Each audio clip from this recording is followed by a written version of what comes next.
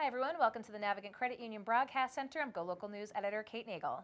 And I'm Molly O'Brien. Coming up at 2 o'clock today, we have Nashville musician Phil Madeira in studio in the Alex and Ani Lounge. So he is a Red Dirt boy. He's the band leader for Emmylou Harris, and he returns to his native Rhode Island to play some intimate songs from his solo album Providence. So he's graced the stage with musicians like Neil Young, Sheryl Crow, and Jack White, and we're getting a live performance from him at 2 o'clock today again in the Alex and Ani Lounge before his album release party at the Columbus Theater tomorrow, Friday, April 6th. So really looking forward to having him again here today at 2 o'clock.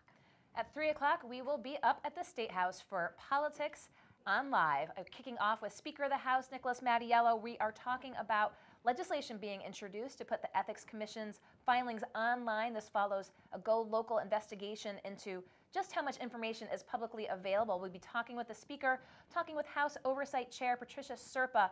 We just had the Special Master in UHIP, Deming Sherman, in this week. We're going to get an update from her as to where things stand with UHIP and more. Keith Oliveira with the League of Charter Schools, Justin Price on the fishing industry, and more. It's going to be a full 3 o'clock hour up at the State House. All right, then coming up at 4, we have Ray Rickman with Stages of Freedom giving his big view. That's, again, starting at 4 o'clock. And then we have writer Corin Hirsch joining us. She has a book signing, a lecture, and talk at Linden Place coming up this weekend. So in preview to that, she'll be chatting with us here and talking all about forgotten cocktails of New England. She's a writer and food critic at Newsday, and so she'll be talking all about her book and giving us a little history on how things were in colonial days. So kind of fun. What did they drink back then? How much did they drink?